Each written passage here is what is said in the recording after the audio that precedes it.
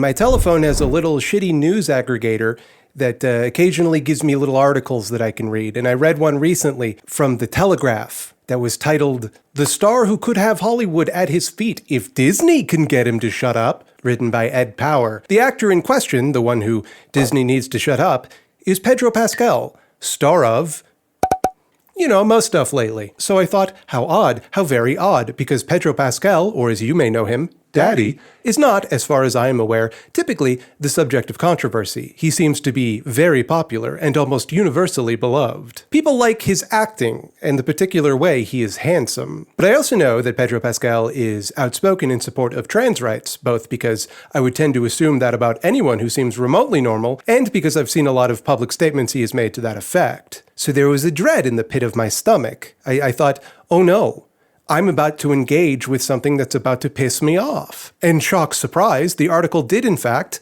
piss me off. And I thought to myself, as I often do, I thought, self, wouldn't it be ideal, wouldn't it just be peachy keen jelly bean if I had about, 300,000 people in the room with me right now that I could complain to about this, that I could complain about this article and force them to listen to me about the article, and then I could place advertisements on me complaining about it in order to generate revenue, and then at the end, do a bunch of calls to action directing them to my Patreon. And then I thought, oh yeah, no, that's... I apologize that my voice is even more nasal than usual. I have a flu. And here's the thing about it. Here's the thing about this article that I really want to make sure we're all keeping in focus here. It's not a big deal at all. None of this is. This article is not overtly bigoted by any stretch, not even against one of the groups that it's considered cool and normal to be overtly bigoted towards right now, such as Palestinians or women. At worst, if I were to read it very uncharitably, it is maybe suggestive of some shitty views, but it doesn't actually spell any of them out, okay? I don't know this dude, this Ed Power dude. He seems like a bit of a dweebus from what I can tell, but he's not like a reactionary. My intent here is not to cancel him or to even pay him a lot of attention, but to use this article as a case study of a type of rhetoric that is gradually creeping its way into our lives. Namely, a sort of concern trolling where people urge progressive voices to capitulate in advance lest their ideas become career-ruining at some distant point in the future. Not even going so far as to say that they're alienating people now, or that their ideas are fringe or unpopular, an argument they can't make because those views are more popular, but that they might alienate some hypothetical person in the future if they dare have an opinion on something. He talks about Pedro Pascal like a mafia boss might talk about someone they wanted to extort, like, "Nice career you got there, buddy. Be a real shame if people got upset about your politics." One might note, people aren't upset about his politics. He's doing pretty good. What a weird, some might say, dishonest posture to adopt. Ed Power goes to great lengths to outline what a superstar Pedro Pascal is right now, how his career is on a huge upward trajectory, how he's the headline star of one of the biggest movies of the summer, and has been the headline star of two of the most popular shows on television for many years. Quote, "In his forthcoming Marvel movie, The Fantastic Four, First Steps, Pedro Pascal will play a hero whose limbs can stretch to superhuman lengths. It's an apt metaphor for an actor who gives the impression of being everywhere this summer. He may not quite have wrapped his arms around the whole world, but without question, he has the entertainment industry in a tight embrace." And I think it's a little weird how much of this article is devoted to undermining its own central premise. Pascal's career is meant to plateau because of his outspokenness, but also that he's on this meteoric, unstoppable rise despite that fact. All evidence seems to suggest that Pascal's statements have not hurt his career, actually. Also, I feel like I shouldn't have to tell a more successful writer than myself this, but you don't have to tell people when a metaphor is apt. It's your metaphor. We can assume you think it's apt or else you wouldn't have made it. Feels a little self-congratulatory. I have to get that pettiness out of my system because there's a lot of typos in this article and I don't want to have to stop and mention every single one of them. I'm front-loading it with all of my pettiness. Power then drops some huge Last of Us spoilers right in the middle of his fucking article. Thanks for that, dude. Thanks. Appreciate that. And goes on to describe some of the ways that Pascal is outspoken on his political views. But when not saving humanity from The Walking Dead, wrong franchise, buddy! He's speaking truth to Donald Trump at the Cannes Film Festival, urging fellow creatives to protest Trump's policies and declaring, "Fuck the people that try to make you scared." And the movie, he's referring to Eddington, which Pascal stars in, chimes with Pascal's views on US politics and the influence of Donald Trump. As he told a press conference, "Fight back. This is the perfect way to do so in telling stories, and don't let them win. Now, Ed Power doesn't tell us what he thinks of Pascal's political views. Reading between the lines a little, one can surmise that he is, at the very least, annoyed at Pascal's outspokenness. He compares Pascal unfavorably to Harrison Ford in this respect, with whom Pascal did a screening or something, so that's how he justifies the comparison in the article. Unlike Pascal, Ford didn't much talk the talk as a movie star. Nobody in 1982 had a clue about his politics. And 40 years ago, actors could not use social media to amplify their opinions, as Pascal did when taking to Instagram to brand J.K. Rowling a, quote, heinous loser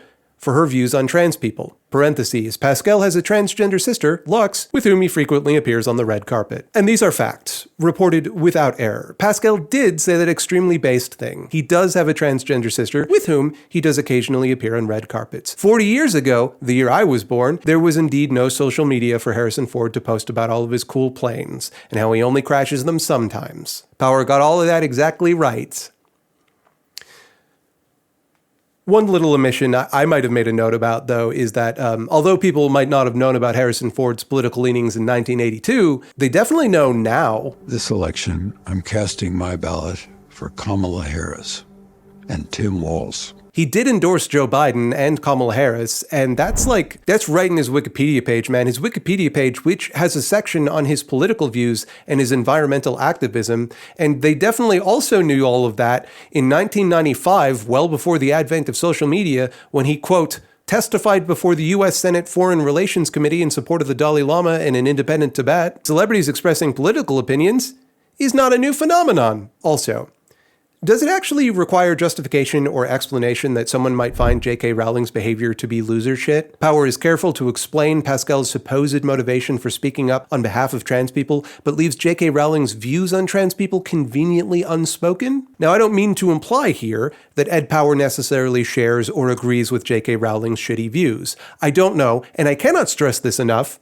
Do not care. But I imagine that even if he were strenuously against her here, Telegraph editorial might not be so keen on picking a fight with a notoriously litigious billionaire. Who knows? Regardless, the way the discussion is framed gives the reader the impression that Pascal's anger at Rowling is something which must be justified, something which needs an explanation, something which is not normal and natural, while Rowling's views are just a thing that happened, an a priori fact which one should not be expected to feel strongly about or, heaven forbid, post about, unless they have some sort of personal investment in the issue. Now, I don't want to misrepresent Power here. I don't want to imply that he condemns or disparages Pascal's political stances. His tone is decidedly neutral, bordering even on positive in a few points. He actually praises Pascal for his courage at one point, saying, Pascal's outspokenness has set him apart in an industry where stars are happy to be perceived as progressive or on the right side of history without actually saying or doing much about it. Not Pascal. He has posted a world without trans people has never existed and never will. He also wore a Protect the Dolls t-shirt, widely seen as a pro-trans rights message, to the premiere of Thunderbolts, a Marvel film he wasn't even in. And during the first Trump presidency, he compared the detention of migrant children at the US border to Nazi concentration camps. My point in talking about this isn't just that some asshole raged about a celebrity being progressive. This isn't the Quartering making 20 half-hour videos about Marvel's Fantastic Four in trouble, Disney furious over Pedro Pascal's woke insanity. It's not like that. Instead, Power frames the discussion around whether Disney, the company that owns most media in the world, will continue to tolerate Pascal's activities as they attempt to back away from the appearance of being progressive due to the failure of their Snow White remake and Bob Iger being pals with Trump or whatever. I don't know how he came to that conclusion, though, because right now, Disney, the company he's talking about, is making Pedro Pascal the lead actor in their huge tentpole blockbuster right now. And he's already said all of the things. He's already said that stuff. And they're not mad. At least not mad enough to do anything. Halfway through the article, Power even says, even more extraordinary is the fact that he's managed to be so outspoken without apparently getting on fans' nerves or suffering much of a backlash. Has an actor ever enjoyed higher approval ratings than Pascal? Boy, it kind of seems like everything you're saying is pointless then. Doesn't that seem to undermine the entire point you're trying to make? We are expected to believe, for some reason, that this state of affairs just cannot last. That despite the fact that Pedro Pascal is already saying all of these supposedly offensive things and is thriving, that at some point, Disney is going to decide to axe him out of fear of a controversy which does not seem to exist. Maybe the reason that fans aren't upset by the things that Pedro Pascal is saying is because they're not upsetting things to say. Nobody finds them upsetting aside from a few like right-wing ghouls. They're going to be mad either way. Let them. Will it be any easier with a vocal supporter of trans rights set to become the face of the Marvel Universe, owned, of course, by Disney? In his 10 years of stardom, Pedro Pascal has lived a charmed existence. But as he graduates from internet fame to the real-world variety, is there a danger that this high flyer might come crashing to Earth? Stretched himself too thin. It's right there, my absolute guy. Pedro Pascal is not internet famous. I am internet famous. The nostalgia critic is internet famous. Pedro Pascal is one of the biggest movie stars in the world. Everybody knows Pedro Pascal. Your dad knows Pedro Pascal. He's very famous, very popular. He's a huge draw. So why would Disney give a shit about what Pedro Pascal says if nobody holds their feet to the fire about it? Pedro Pascal makes them money. That's the thing they care about. The only reason Disney would have to be gun-shy about him would be if they thought that there would be a huge backlash. And there won't be. You know how I know? Because he's already said all that stuff all the time. And there wasn't. We live in a time when everyone is mad about everything. And even by your own admission, nobody is mad at him about the things you're saying are going to get him in such trouble. Conservatives get very upset at the unfairness of how, when they say controversial conservative stuff, people get mad at them, and yet nobody expects libs to be quiet about their lib views, which piss off conservatives. And do you know why? Do you know the difference? It's not because Hollywood is run by libs or whatever. It's because each and every time conservatives get mad about something, it's completely manufactured. It only matters to a handful of deeply ideological freak shows who've worked backwards to arrive at a conclusion. Like, if a conservative doesn't like that Pedro Pascal stands up for trans rights, they can't argue that they have a genuine reason to be offended by that. Nobody is being hurt by Pedro Pascal's statements. Nobody but other hateful shitheads will sympathize with their phony outrage. They have to pretend to be mad. By contrast, when some conservative ghoul says something hateful about a trans person, it's really simple for most people to understand the harm being done. You don't have to be super committed to some niche ideology to get it. You simply care about other human beings, and seeing them treated poorly makes you mad. You don't need Matt Walsh to tell you what to be mad at. You're already mad because you saw them be mean to a person. This type of backlash only really works one way, because only one side of the discussion gives a shit about other people. Conservatives can claim to be offended by progressive speech all they like, but at the end of the day, it's never going to convince anyone, because there's nothing offensive being said. When Pedro Pascal says, "I can't think of anything more vile, small, and pathetic than terrorizing the smallest, most vulnerable community of people who want nothing from you except the right to exist," there's no reasonable grounds to be mad at that. No reasonable person hears that and gets mad. Most people hear that and think, yeah, that makes logical, intuitive sense. You should not pick on powerless people. You'd have to be a demented ideologue to concoct a reason to be offended by it. And those demented ideologues like to pretend that this is a double standard, like they're being scrutinized more heavily. Everyone's biased against them. Most mainstream media outlets bend over backwards to accommodate their unreasonability, lest they be accused of partisanship. It's partisanship to report the facts without also mentioning that they don't like or agree with those facts. The facts must be made to care about their feelings. Conservatives, of course, are not held to a higher standard, or any standard, really. They just offend people more because the shit they say sucks. It's less popular. It makes more people mad because their entire political project is premised on cruelty towards systematically defenseless people, and that's simply easier to get mad at. This imagined future where the pendulum swings in the other direction is never coming. On some level, deep down, you cannot fully suppress the human instinct to sympathize with the downtrodden. No matter how indoctrinated we become, no matter how dangerous you make the expression of that sympathy, there will always exist people with a conscience and the courage to act in accordance with it. But what is self-report, don't you think? Because, for a moment, let's grant that Pedro Pascal's political views, utterly standard though they may be, do present a legitimate threat to his career, which, so far, has simply failed to manifest for some reason. What should he do? Should he stop talking? Should he shut up? Don't you think it's important that people stick to their convictions? That people stand firm about what is right and wrong? Should we really be silencing ourselves to suit Disney's corporate interests? Are you arguing that Pascal would be wise to censor himself, lest someone attempt to censor him later? There's nothing in this article about how we should protect this type of speech. Simply a bunch of fear-mongering about how consequential it might be. It seems to me like the point of this article is to contribute to a chilling effect on the expression of progressive values. It's not really about Pedro Pascal, it's about selling to you the idea that the expression of simple progressive values, saying something as uncontroversial as J.K. Rowling's attacks on trans people are noxious and pathetic, or Donald Trump is a fascist autocrat, or Israel is a genocidal ethnostate. It's simply too dangerous in the current political climate. There'll be a backlash. Just you wait and see. Sure, it doesn't seem like there's a backlash when you do say it, but maybe in the future you're going to get in trouble. Oh no! The cowards who make this style of argument can't even go so far as to suggest that your opinions are incorrect or unpopular. Simply that the expression of them may have bad consequences for you in the future. So instead of fighting for what you actually believe in, you should just give up and save yourself the trouble, because sooner or later it's going to catch up with you. After all, entertainers shouldn't be alienating their audiences by being controversial on either side. Wouldn't you agree? And you know what's weird, though? You know what's weird is that in his fawning article about Kid Rock, noted MAGA lunatic, Power doesn't seem to concern himself with whether Child Rock's political leanings will alienate left-leaning audiences or companies which wish to market themselves as progressive. He treats Kid Rock not drinking Budweiser to protest their acknowledgement that a trans woman exists in the world as though that it's a serious, principled act of political protest rather than a hissy fit. During a recent interview with Rolling Stone, the singer appeared to go out of his way to offend what he regarded as the journalist's liberal sensibilities. He started by introducing his white personal assistant as Uncle Tom.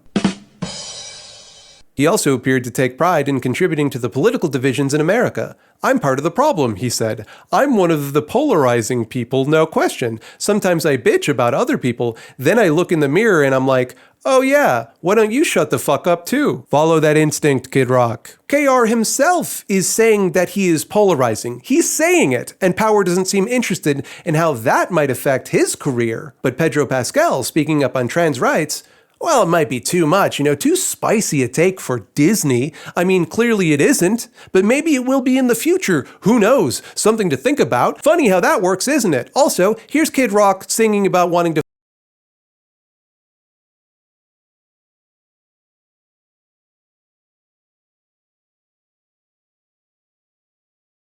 work that in, but I feel like that's a fucked up thing. Now, again, as I said in the beginning, this article isn't exactly the most heinous thing in the world. It's not hateful or particularly egregious in any respect. It's mostly just a completely neutral description of Pedro Pascal's career.